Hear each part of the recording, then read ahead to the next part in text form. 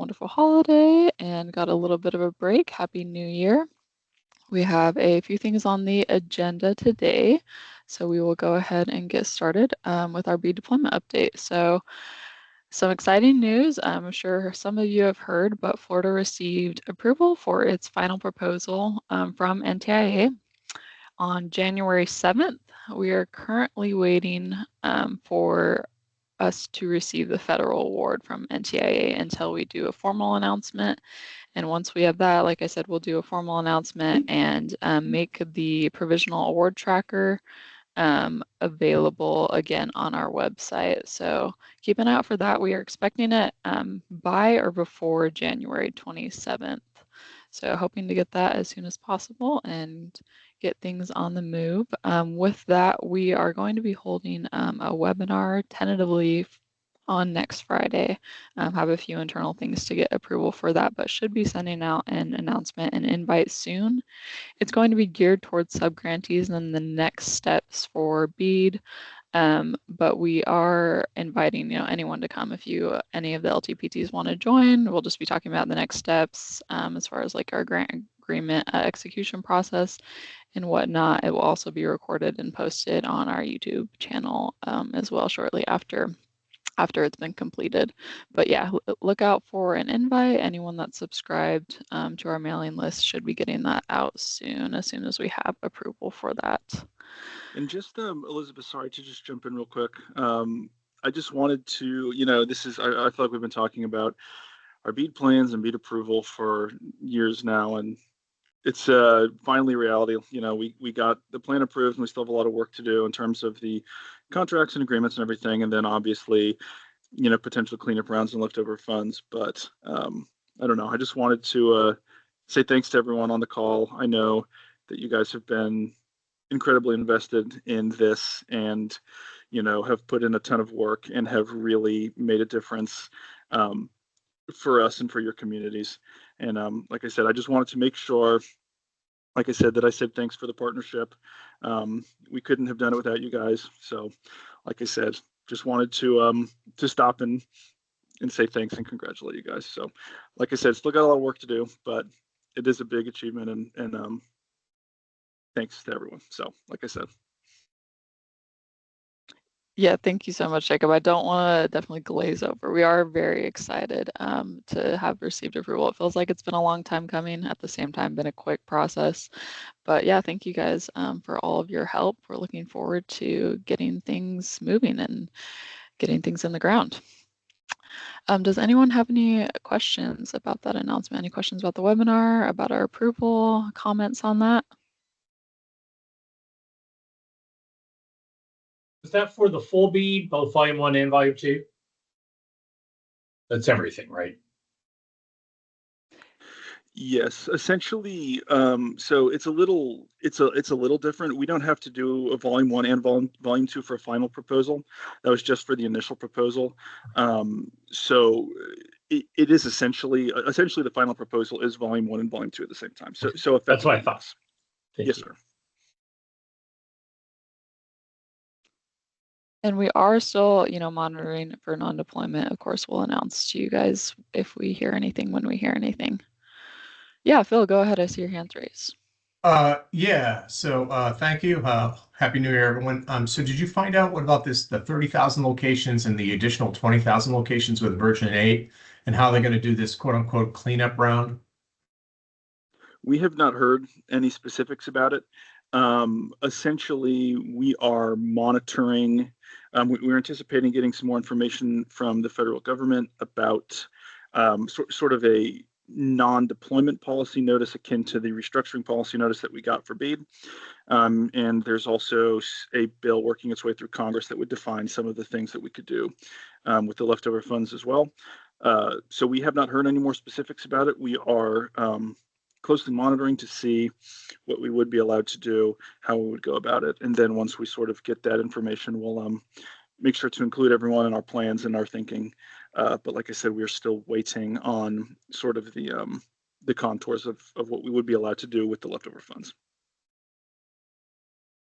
That's great. Thank you, Jacob. Have you heard anything about I mean, this is like the 800-pound gorilla that's in the room. That GAO report that came out that said NTIA needed to get House and Congress approval of the benefit of the bargain restructuring notice on June 6th. I'm just curious if that's going to be something that upsets the apple cart here. We are progressing as normal. We haven't heard anything about it. We haven't heard that it impacts our plans in any way. So like I said, we're going to continue to progress as we have been. And if we get more information about that, or like I said, if there's some legal issue or something, like I said, they'll make us aware of it and we'll adjust. But as it stands, we're going to continue to progress with our BEAD plan as normal.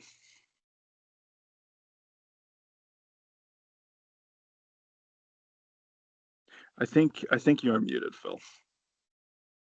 Yeah, it's just an 800-pound gorilla in the room, and we don't know if it's going to upset things or cause certain things to be redone. I just was hoping that overlay was that those clouds would be dispelled or addressed so that we know we're not on any type of shaky ground, because that just gives me heartburn.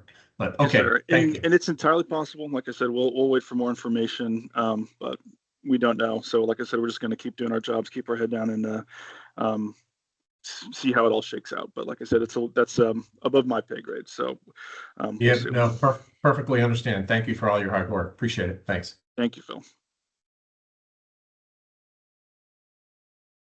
David, I see you have your hand raised. Hi, sure.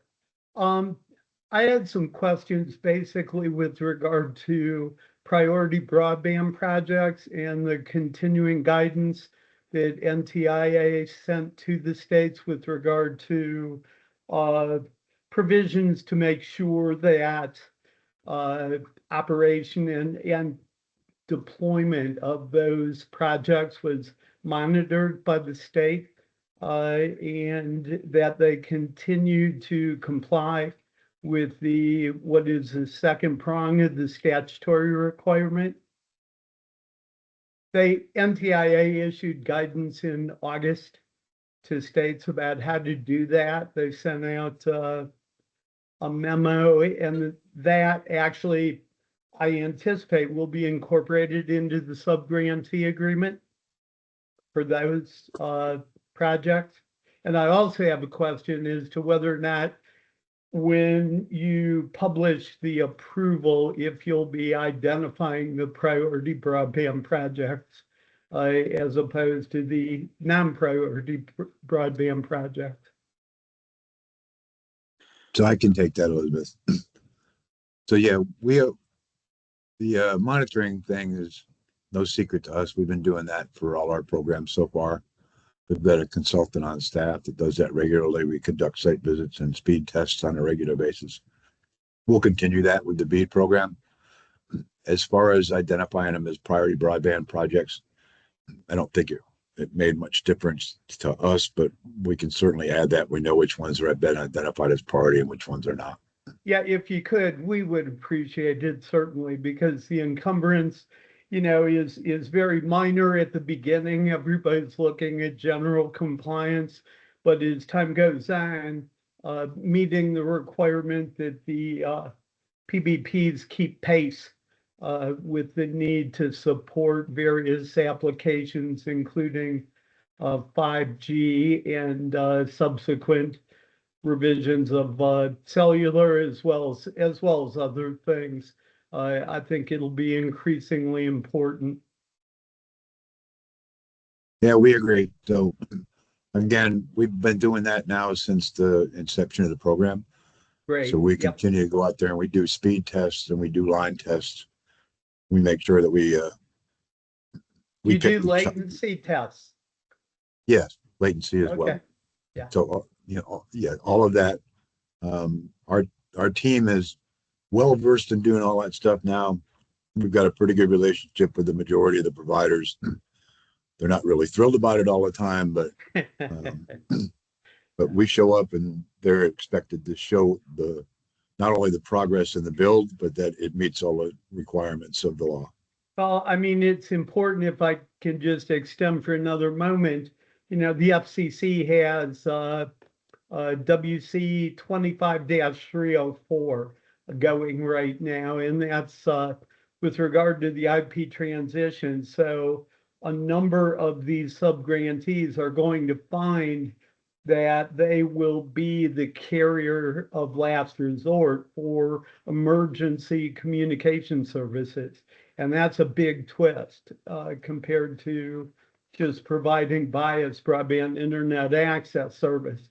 So we're very concerned and made aware that the requirements and encumbrances on these networks might be a bit tighter than what sub-grantees imagined when they initially applied.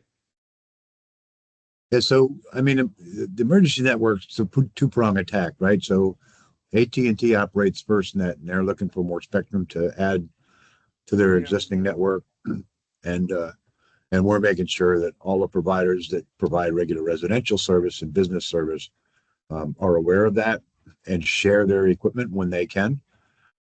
So I think the interconnection to the SINet isn't, if we can get down the weeds just for a second, I'm looking at the access networks, and that's where the issue is going to be, not with the SINets. Generally, I expect that we'll be able to keep those in tow. But if a subscriber, for example, in Marion County, has fixed wireless access, and all of a sudden that gets knocked out and he can't dial 911. Marion County is going to get that call, not the carrier, I don't think. Well, they might as well, but it's a scenario where, especially in catastrophic events, hurricanes, things of that sort, what we had before is about to go away. The FCC is looking for a date certain, sunsetted December of 2028. So I'm just flagging that right now because I expect that to be an issue. And the only sub-grantee recipient in the BEAD program that will be liable for that contractually is going to be the priority broadband projects. Yep, we got you. Okay. Thank you, David, for that question, and then Paul for jumping in for the answer there. Axel, you have your hand raised as well. Yeah. Yeah, hey, good morning, everyone. Just got a question. How is this all going to play out for the proposed awards for the low orbit satellites for those areas or counties that were predominantly are proposed to get that type of coverage for the remaining rural areas? How's that going to work out? Who is the engagement partner there, and is that the state managing that, or just maybe a little bit more information? Yeah, so the state will be just like our relationship with the low Earth orbit satellite people, whether it's Amazon or SpaceX, will be the same as it is with every other provider. There'll be language in our agreement specific to the low Earth orbit satellites, and they'll be required to provide the same service that the regular wireline people are. And if it falls short, they don't get paid. So we'll make sure that we keep them up to par, just like everybody else. Okay, thank you. Thank you for that question, Axel. Anyone else have any questions, comments regarding our BEAD deployment update?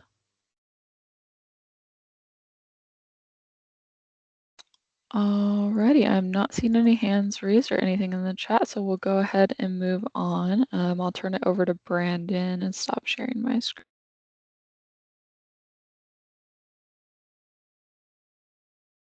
Hey guys, and thank you, Elizabeth. I know it's cold out there, but we got a couple of these topics on federal permitting bills that's in Congress right now. And so this is not all of the federal. You guys can see my screen, correct? Yeah, we can see it. You can't. It's a little on the small side, but Brandon, Yeah, we if you can could see zoom it. in a little bit. There we go. And I'll also scroll Perfect. down. Okay, so like I said, this isn't all the federal bills that's currently being discussed in Congress that involves permitting for broadband communications infrastructure. This is a few that I want to highlight and to really showcase the theme that all the broadband legislation packages kind of showcase. So most of them are being discussed as a bipartisan manner, and they have been passing through some of the House committees, and only one has actually passed the House and is still waiting to be heard in the Senate. But all these bills relates to broadband infrastructure on federal lands. And it might be a niche topic for Florida because I don't quite know how much federal lands is on Florida. So I don't fully know the entire impact that might have if these bills do pass. Like I said, they're mostly bipartisan, but some I want to highlight is that the Rural Broadband Protection Act, it requires FCC to vet applicants for funding programs supporting broadband in high-cost rural areas, which would be nice. And then we got one that actually excludes NEPA requests to modify existing wireless tower or base stations without the needing to do NEPA requirements. So that would be interesting, but that one is a partisan discussion. It barely passed the House Committee on Energy and Commerce. And then we can just go ahead and talk about one other big topic, and it's super interesting. It's the Broadband Telecommunications Rail Act. Basically, this bill amends the Communications Act of 1934 to streamline the deployment of telecommunications or broadband services, facilities, and public rights-of-way and railroads rights-of-way. Again, it has only passed the House Committee on Energy Commerce and has not been discussed in the full chamber. So we still have a long way to go before any of these bills make an impact on us. Yes, I can definitely post this document in the chat. So yeah, is there any questions on the bills that I've highlighted, or maybe the general vibe that's happening in Congress around these bills? Anything that I can help with you guys? I'll just jump in and say I don't think we're seeing anything at the state level that's going to impact this. We've been paying attention with session. We had heard that there's some potential bill drafting issues, so I think things might trickle in later than we thought. So we're keeping an eye on everything. But like I said, and like Brandon said, this is mostly happening at the federal level, and they are not big on preemptions as much as we've seen the state government being. So their permitting bills would mostly impact federal lands. We're definitely keeping very close watch on this railroad right of way. Say that 3 times fast. Bill, because that's something we've heard a lot, is that railroad permitting can be another particular challenge. So just want to make sure that we keep permitting top of mind. I know we sort of keep coming back to this over and over and over again. You guys have been very responsive in terms of getting, I know Elizabeth made a request for some more permitting personnel. We have a pretty robust list of county and municipal officials in y'all's area who we can refer service providers to if they need to get a little extra assistance in that regard. So like I said, just want to make sure that we are thinking about this, and we're going to try and get started on this very soon. We are aiming to really, I think, kind of speed through some of these things and make sure that providers can meet their deadlines and can even get things finished quicker and before the end of the deadline. So like I said, we're really trying to make sure that we're not going to get bogged down in permitting at a federal level or at the local or state or anywhere level. So anyway, David, yes, sir. Just as a point of clarity, my understanding is that in the definition of federal lands here that it does not include tribal lands, only those that are owned by the federal government or have the right of ways. Is that correct? Is that your Yes, all's sir. understanding as well? Okay. Yes. Any other questions or concerns before we move on from federal? Not seeing any unless David has another one. You may be mindful of 2 huge proceedings at the FCC relative to permitting, FCC preemption and wireless towers. One proceeding It's going on right now. It's 25,276. I think there were 4,000, the most comments I've seen in a proceeding since net neutrality. And so you guys, you may be wanting to monitor that proceeding. That's more or less on wireless, small cell, fixed wireless could impact poles and permitting needed for antennas. The other proceeding, which is 25,253, talks about preemption, which is the same number, 253, 47 USC 253, about the FCC preempting states and local government rules and requirements that may impede the deployment of broadband. So that's going on concurrently. All these comment cycles just happened over the last 60 days, or even more recently, such as the one I just mentioned. So you may want to be monitoring that. It's a huge proceeding. Yeah, absolutely. Thank you, Philip. I appreciate that. Okay, so and on the topic of state legislation, there's not much happening in broadband. There's definitely one bill that we are monitoring. We're monitoring several different bills, but the one big one is the Rural Communities Bill, SB 250. It just passed the Senate yesterday, and it's in messages and waiting to be heard in the House. We do expect to be a lot of controversial in this with that bill. Did someone say anything? Or? Yeah. I think you're picking up someone else's audio. Oh, interesting. Anyway, so yeah, that one we're still going to monitor, but that one's going to have a direct impact on the Office of Broadband and the LTPT groups individually. I can go into greater detail next month or when it gets a little closer to seeing what actually happens with the bill. But if that's all on legislation, state needs, I can pass it back to Elizabeth. Is what's the name of the bill again? Is that ASB 250? That's correct. Rural Communities, championed by Senator Simon. Okay, great.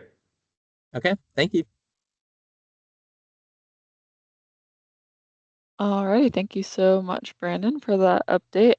We can send out that document, or if he wants to include it in chat later. Either way, we'll get that to you guys. We really appreciate the update. So last on our agenda, I can share that again, is we had talked about this on the last call, but the issue of basically HOAs and developers restricting ISPs from being able to come into their communities, not giving them access to easements. We wanted to hold an LTPT work group to kind of discuss that issue, some potential solutions, ways for us to take it, and just for anyone that would like to come. So what I'm going to do is after this call this afternoon, I will send out a link with a survey with some potential times for a meeting. Anyone that is interested in attending and participating in this discussion, you can go in there and select your most preferred times. And once I've gotten that data back, I will send out an invite to all of those who responded to the survey. But yeah, so just keep an eye out for that this afternoon. I'll also send out some more context on that discussion, kind of where we're hoping to go with it. But yeah, anyone that's willing or wanting to participate, if you have anyone within your LTPTs, so primarily just people that are attending your monthly meetings or participating, not elected officials, you're welcome to include them as well. Let me see. Great. So Elizabeth, can I just add to that as a matter of background? And for this sub meeting, this issue is a huge issue because in Florida, developers have retained control in a lot of number of communities over certain residential services, including broadband offerings that are delivered in the private right of ways. And they also have either they own the broadband provider that's in that community, or they have exclusivity in that community, and they don't want others coming in to offer more competitive and cost-effective services in their territory. So it's a huge issue. A lot of people are just handcuffed to their current provider. They have a monopoly. They're charging excessive rates for really, slow service. So I wanted to make sure people understand the significance of this issue. It hasn't been addressed. The developers have a really strong hold with the legislatures in trying to prevent other competitors coming into their communities. This is what we're trying to address through this working group, and I'm hoping people get energized to do something about it, because the residents and the community and the constituents in these communities are just getting left to the side and having to get whatever the developers want. The developers do not want high-speed broadband services offered by a competitor like fiber services, gig services, 10 gig services in their communities. They rather just offer some, whatever wireless they're offering, and have you pay, high amounts for that. And so we need to turn a chapter on that. But this is what this group is going to talk about. And thank you, Elizabeth, for setting it up. I appreciate it. Yeah, of course. Thank you, Thanks Phil. for that, the added context on there. Like I said, we'll kind of send out a document that goes over a little bit more in depth the summary of the issue and what we're wanting to do with the discussion. And then just to David's question, targeting the LTPT members. So we're sending it out to everyone that's on this call, keeping it kind of close to that. Of course, we know we have providers that participate in the LTPTs and are on this call. They're welcome to join, but keeping it focused on broadband access for, Floridians, not necessarily advocating for a particular provider. Jacob, did you have something to add also? I was just going to say the same thing you were telling David. Basically, LTPT members of all stripes are invited. We always have a more the merrier, I think, approach to these. So we were anticipating service providers would be interested in this, as well as leads in the counties who are interested in participating. But if you have any individual member or anyone who would be interested, like I said, more than happy to loop in anyone who would have a perspective on this. So, like I said, more the merrier. Yeah, and this is huge for service providers, so in the constituents. So if they're in an area and they have fiber going down the road and they want to get into a community and the developer is just preventing them from going into the community, this is something that you need to get involved in so you can, get into that community. Perhaps we'll design legislation to prevent developers from having exclusivity arrangements, making it against public policy and unenforceable. That's ultimately what we kind of look at, but we need service providers on this call to get energized about this for the constituents in Florida. We also need LTP members to be there to represent their constituents who are not getting high-speed services and who the developers are just enjoying the gravy train that they're getting based on this exclusivity that they have in their communities. So it's really up to this group, the service providers and LTP members, to do what we can do to just ensure we have high-speed broadband throughout Florida. This doesn't happen everywhere, but there are some key areas where the developers have a stronghold. So I just want to emphasize that. Thanks. Yeah, thanks, Phil. And like I said, before we move on, just keep an eye out for an email this afternoon. We'll send out a link with a survey, and also Brandon, his federal permitting doc with that as well. So just a follow-up email. Anyone that's interested in participating, go ahead and fill out that survey. With that, if anyone does not have anything else to add, we will go ahead and move over to the LTPT only section of the call and ask those who are not LTPTs to go ahead and step off. Thank you so much for coming. Thank you. Thank you for hosting the meeting call. Have a great one. You too.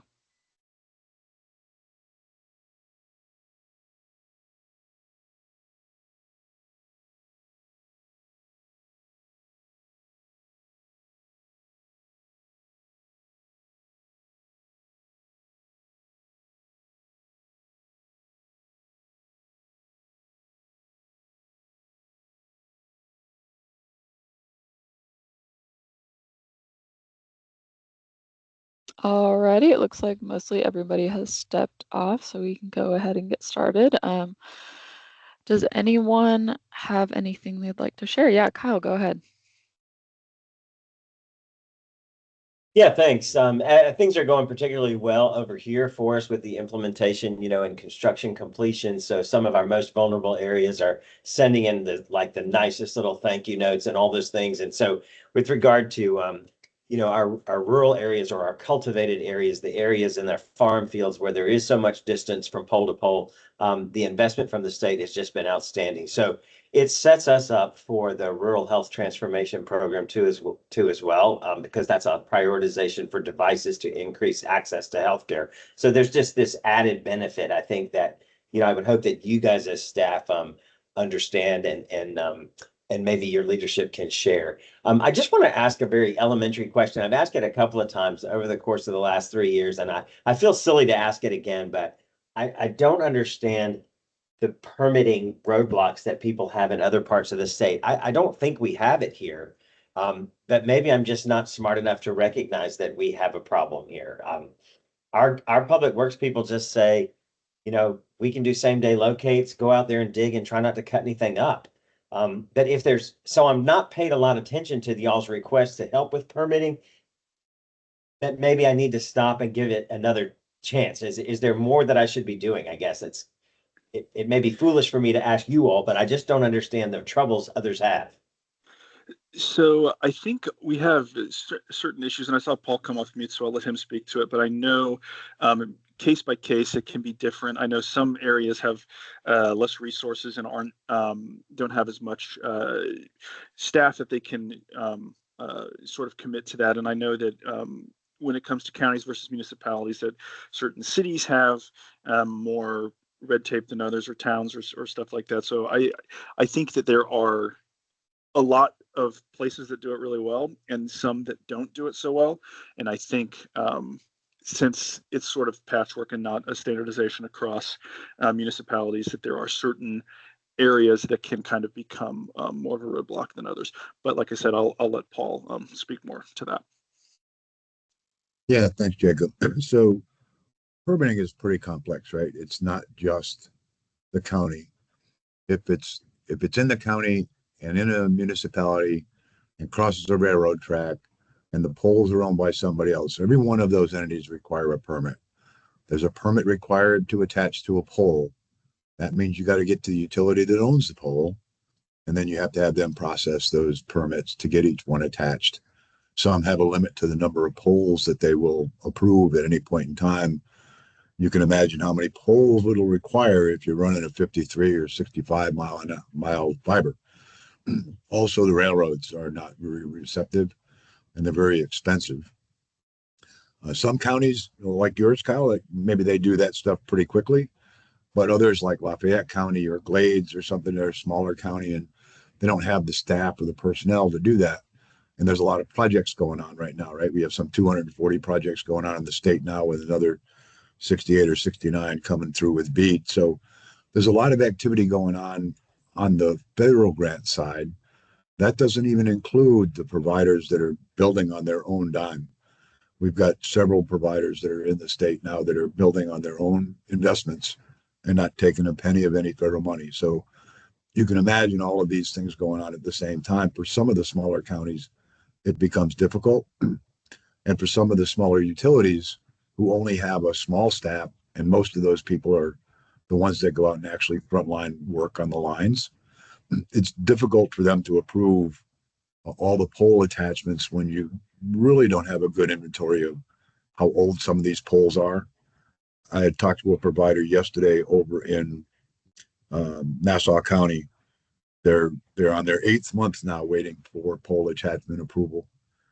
And some of that may involve having to replace the poles because they're so old, they haven't been replaced in so long. So you guys in Santa Rosa may be lucky, but there's some counties out there that are not so lucky. Well, I appreciate that. I just, I feel like we'd like to be a team player if we can, or provide some sort of support across the state if we can, but I just haven't fully understood it. I certainly understand the railroad situation. We have felt that, not so much in broadband, but we feel it with sewer and all the rest of the things. And good grief, the cost for the railroad just to review a plan with no guarantee that they would pass a plan it's unbelievable. So thank you for that, Paul.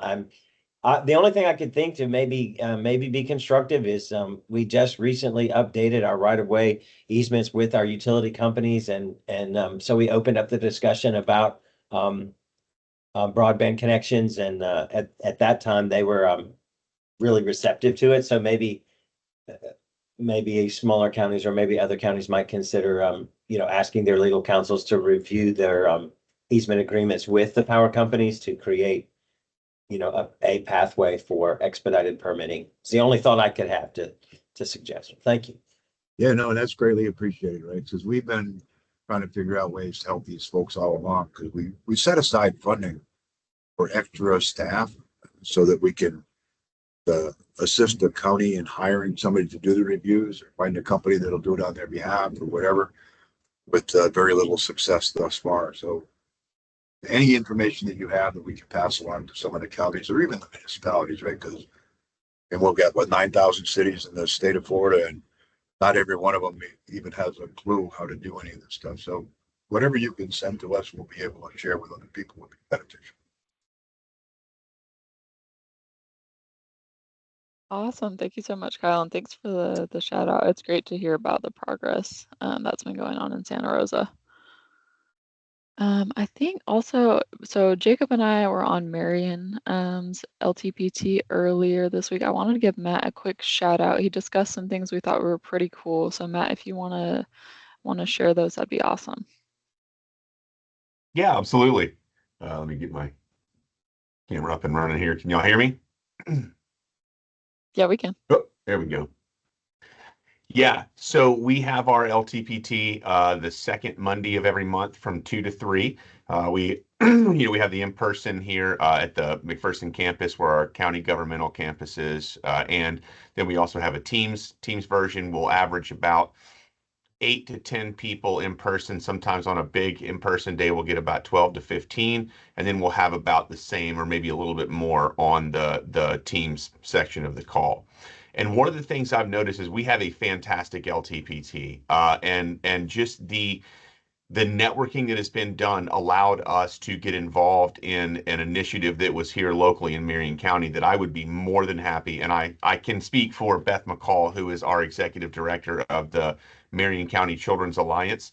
They actually approached us. They were doing a digital literacy themed day where they called it Put the Phone Down day. Put the phone down, Marion, and look up. And so there was a 2-hour concerted effort on, let's see, Saturday, November 15th of last year. Big push. Had a lot of different stakeholders around Marion County, law enforcement, NAMI, all kinds of different stakeholders. And we had a concerted social media campaign that garnered, I mean, astronomical numbers. And we had the signs printed up and everything, and then had the actual day. And then there was a summit that went with it where they had a nationally recognized speaker from a national organization come in, spoke to a group in the morning of parents, business leaders, all kinds of stuff. And then in the afternoon, there was one with the local educational foundation. They held a training that they could do for the instructors as well. So all that to say, it was a fantastic event. And I bring that up as a way, if there are other LTPTs that are looking for almost ready-made things to do, almost in a box, Beth has everything that you would need. She is more than happy. She would love to see this replicated around the state, and it's an easy win. So that was one of the things that we had a kind of the after action report on in our last LTPT meeting that we chatted with Elizabeth and Jacob and Brandon. And then the other thing that we did at the last LTPT meeting is one of the things I noticed is our group was very responsive and always had good feedback when I would bring up a good idea. But I never wanted to be the good idea fairy where I was just, hey, what about this? Hey, what about that? So I brought it to them 2 meetings ago, the potential to break our LTPT down into essentially subcommittees. And it was received very positively. And so this last meeting, we had a little bit deeper conversation about it. A lot of people expressed interest. I broke it down into pretty classic categories: education, business and workforce, and health. And that covers pretty much everybody on our LTPT. And so it is one of the things that I tried to do was say, hey, listen, what I don't want to do is give anybody an extra meeting or give anyone an extra errand. I know, hey, it sounds nice. We can do one extra month outside of our LTPT meeting. We can all make that happen, but we know the reality that stuff piles up on the calendar. So I actually shortened our LTPT general meeting to 30 minutes for the general portion, and then the second half will be used for any subcommittee work. That way, that everyone's right there. They can meet in person, digitally, or a hybrid variation in between, and it's not an extra meeting. And then any initiatives that may come up with some of the things. Let me grab my notes here from the last meeting that we talked about was linking up. I can't find them right now, but linking up some of the areas of biggest need for schools, with maybe highlighting programs that allow for connectivity. Our library checks out hotspots. And so it may be worth reminding some of the parents that, hey, listen, if you need a hotspot over the summer for your child's school, go to your Marion County Library and you can check one out. So areas like that where just simply letting people know what is available may be a help to somebody. So it's something that when we chatted with Elizabeth and Jacob, that we thought may be interesting to other LTPTs. So I've kind of yapped a lot about those two things. I'll be quiet now, but that's what we're doing down here or up here in Marion. And we'd love to get anybody else involved or help kind of replicate whatever we're doing to make it very successful around the state.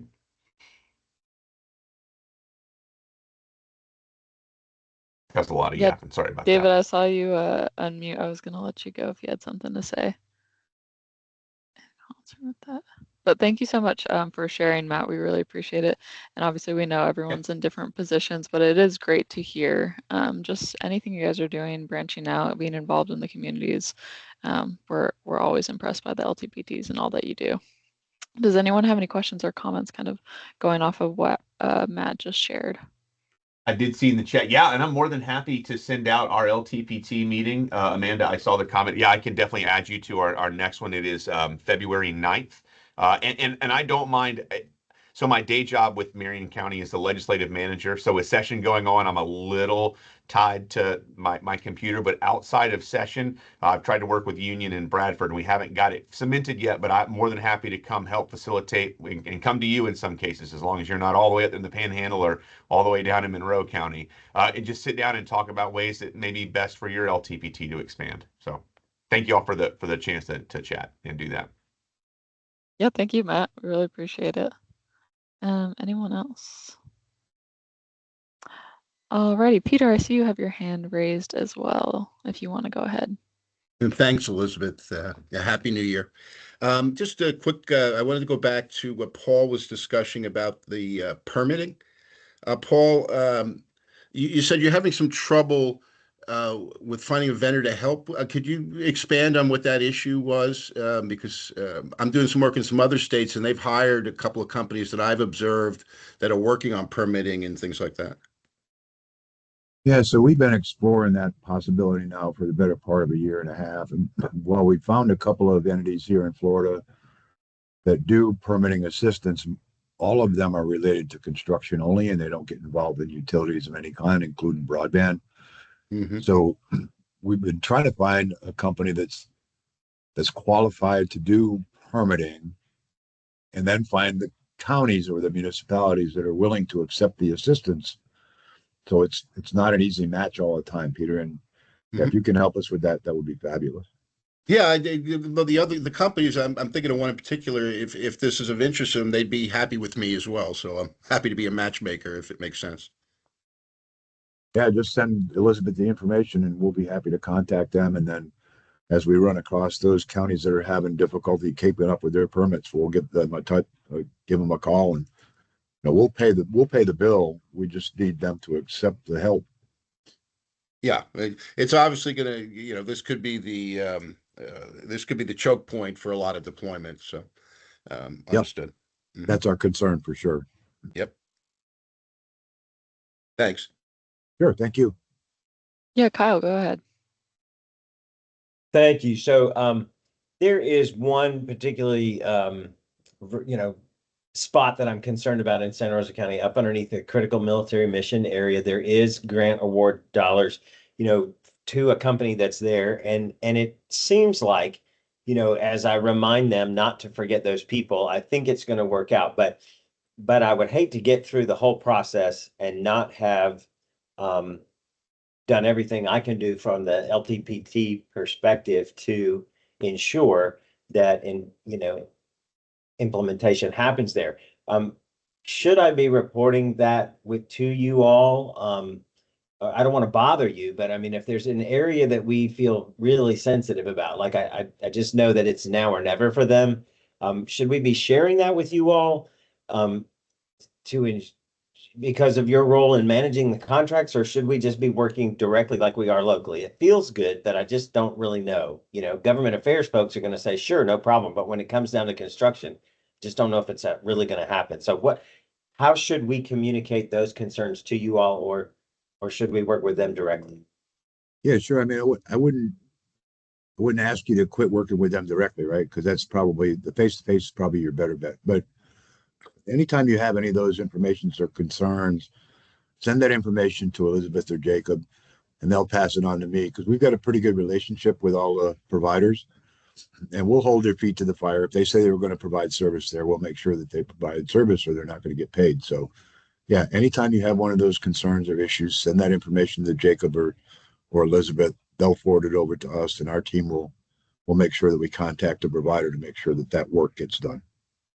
Thank you very much. We raised expectations in that particular area, and we have, so consequently, the residents there were very helpful when it came to time to coordinating easements or sharing information about the easements that the company itself would need to get there. So it's just been so good up front that I just still am concerned about, because I know it's going to be a very expensive area for them. So but we have to connect people, and we in that area we have to have fiber because of the military. So I appreciate that, and I will share some information. Thank you. Yeah, sure. And don't ever think that you're bothering us. Like, that's our job. That's what we're supposed to be doing. So anytime that we can step up and help you all out, that's fine. We appreciate you letting us know. And again, we've got a good relationship with all the providers. We also hold the purse strings, so we have a little bit more pull than a lot of other people. Thank you, Kyle. Corey, do you have a question or comment? Yes, I'm Corey Porter. I'm with Nassau County, Florida. This is for Paul. I heard you mention earlier that you had a delay in one of those providers being able to get a permit. So I just want to try and get some more information from you. Is it okay to reach out to Elizabeth after this to try and get that and see if I can help expedite some of these for you? I'm stepping in for Derek Lindsay, our Chief Innovation Officer. He's going to be out for an extended period. So I want to try and help facilitate and move these things along for you so they're not being held up on our side in the government. Yeah, and I appreciate that. The particular issue in Nassau County is with electric co-op, though it's not with the county. Okay. But I appreciate you stepping up for sure. Yeah, absolutely. Thank you, guys. And like Paul said, if there's ever any concern with any of the projects, any comments on it, feel free to reach out to Jacob or I. We're happy to take care of that. You're never bothering us for sure. Does anyone else have any questions, comments?